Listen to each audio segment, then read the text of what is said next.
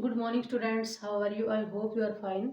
आज बेटा जो हमारा लेसन 2 है, लैंड सोइल एंड वाटर, उसके बारे में हमने लैंड के बारे में रीड कर लिया था। आज सोइल के बारे में, जो सोइल रिसोर्स है उसके बारे में रीड करेंगे। ठीक है, तो ये है पेज नंबर आपका 111।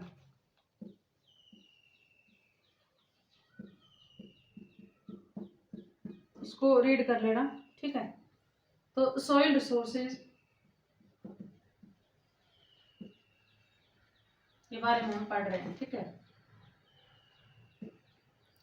ये क्या है भाई? Soil from the thin upper layer of the earth crust. आपको पता है अभी ये जैसे डायग्राम दे रखा है, अभी सॉइल है, ये क्या है? जो अर्थ की जो क्रस्ट है उसकी जो अपर लेयर है, सबसे ऊपर की जो लेयर है, ठीक है, एक थिन जो लेयर है उस वो क्या बनाती है, वहां पर क्या बनती है? सॉइल बनती है। ठीक है, और ये किससे बनती है? जो रॉक्स होती हैं, जैसे चट्टान है ये, ठीक है, जब ये डिसइंटीग्रेटेड हो जाती हैं, यानी कि ये टूटकर वेदर्ड रॉक्स होती हैं, ये जैसे टूट करके जैसे इस पर जब क्लाइमेट का इफेक्ट पड़ता है, ठीक है, तो क्या होता है बेटा? ये जो रॉक पार्टिकल्स हैं ऐसे टूट करके ये नीचे गिरने लग जाते हैं ऐसे। ठीक है, इस तरह से वेदर्ड रॉक्स होती है। ठीक है, तो ये जो इंटीग्रेटेड रॉक्स है, वेदर्ड रॉक्स हैं, ठीक है, इनसे सोइल बनती है। साथ में decade remains of plants and animals, decade decayed remains of plants and animals। अब ये क्या होता है? जैसे प्लांट्स हैं, पेड़ पौधे हैं, एनिमल्स हैं, जैसे ये जब इनकी डेथ हो जाती है बेटा, ठीक है, तो क्या होता है? जब इनके रिमेन्स जो बचे हुए होते हैं पार्ट्स, वो क्या हो जाते हैं? डिकेड हो जाते हैं, यानी कि सड़ गल जाते हैं। ठीक है, तो उनसे भी क्या बनती है? मिट्टी बनती है। ठीक है, अब ये है बेटा, इसके अलावा मिट्टी में और क्या क्या कंसिस्ट होता है? इसके अलावा मिट्टी में जैसे मॉइस्चर होती है, सभी को पता है भी, मॉइस्चर होती है, यानी नमी होती है, एयर होती है। ठीक है, स्मॉल इंसेक्ट्स भी होते हैं,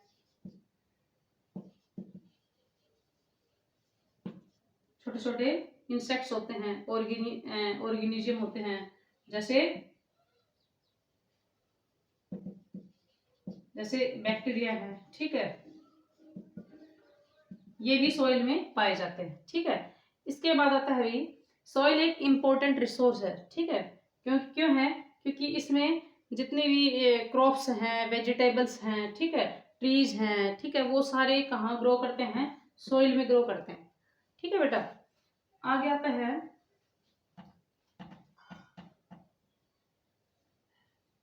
वो कौन से फैक्टर हैं जो सॉइल प्रॉपर्टी है उसको डिटरमाइन करते हैं। तो पहला है बेटा पेरेंट्स रॉक्स।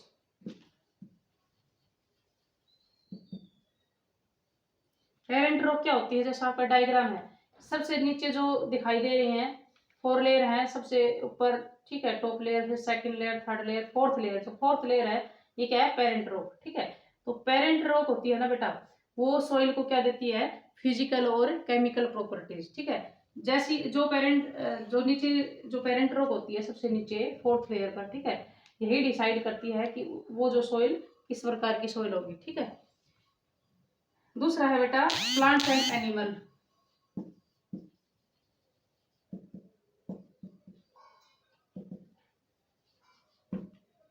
अब प्लांट्स और एनिमल्स होते हैं, इससे क्या मिलता है हमें? हमें जो ये जीवों का जो मतलब, हमें ये जो जीव होते हैं ना, जब ये डेड हो जाते हैं तो इससे क्या मिलता है हमें? ये मतलब जो मिट्टी होती है उसको ज्यादा क्या बना देते हैं? फर्टाइल बना देते हैं। ठीक है, फर्टिलिटी, सॉइल की फर्टिलिटी बढ़ जाती है। ठीक है, आगे है topography, the height and slope.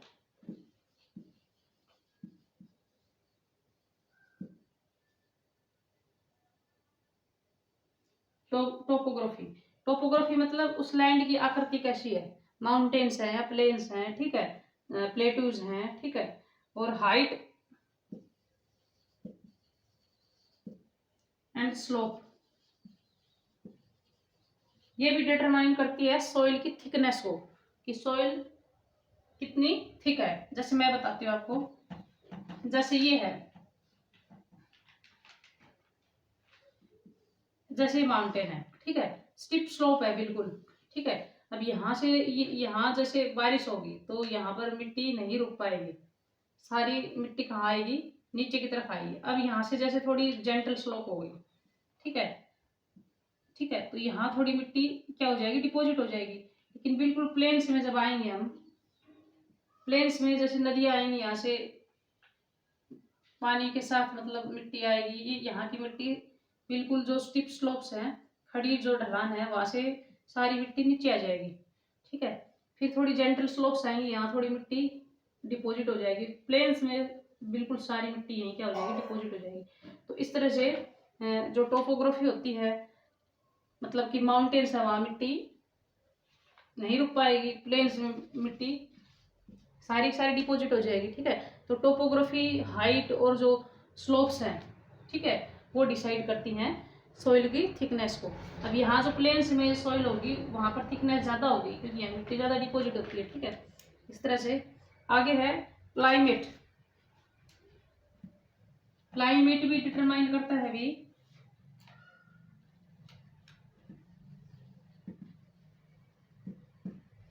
कि वेदरिंग रेट को। मैंने बताया था भाई, जैसे ये माउंटेन्स है, ठीक है। अब यहाँ से जो माउंटेन के जो पार्टिकल्स ऐसे टूट करके नीचे गिर जाते हैं, इनको वेदरिंग रॉक्स बोलते हैं, ठीक है।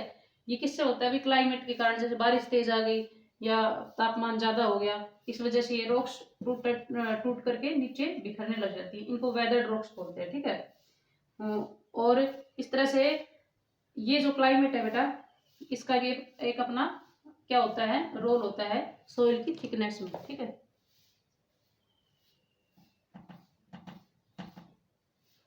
अब आता है सॉइल फॉर्मेशन। सॉइल फॉर्मेशन,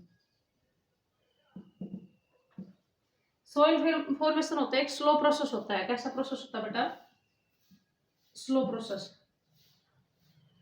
पता है आपको, 1 सेंटीमीटर जो सॉइल है उसको बनने में कई वर्ष लग जाते हैं, ठीक है।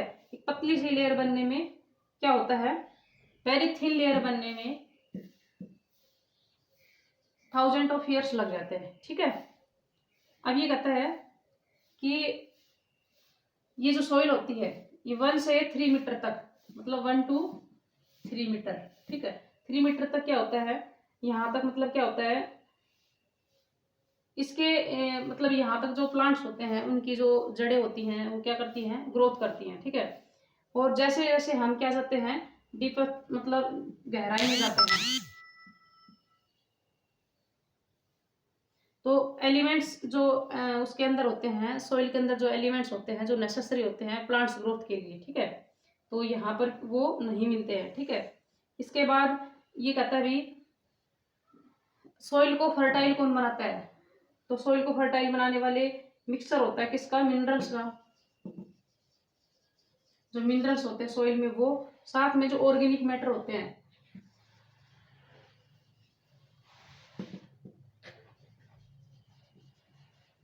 ठीक है। ऑर्गेनिक मैटर में कौन कौन से होते हैं, जैसे एनिमल्स हैं, और जो जितने भी प्लांट्स हैं उनके डिकेड मतलब रिमेन्स होते हैं, वो डिकेड हो जाते हैं, मतलब कि सड़ गल जाते हैं। तो उससे क्या बनता है, ये ऑर्गेनिक मैटर होता है, उससे जो मिट्टी की सॉइल की फर्टिलिटी बढ़ जाती है, ठीक है। तो ये है बेटा। आगे है कुछ फैक्टर्स है जो सॉइल फॉर्मेशन को अफेक्ट करते हैं।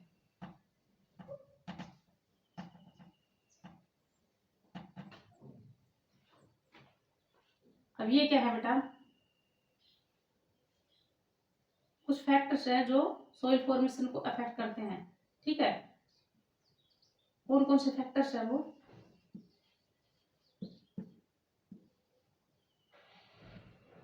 Affect soil formation. तो पहला है बेटा पेरेंट रॉक, सेकेंडली है रिलीफ थर्डली है क्लाइमेट, फोर्थ है वेजिटेशन,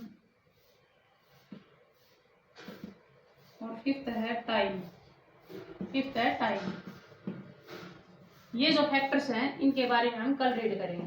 अब ये यहाँ जो मैंने रीड करवाया है उसको रीड कर लेना, साथ में जो बुक वर्क है उसको फाइंड आउट कर लेना। थैंक्स बेटा।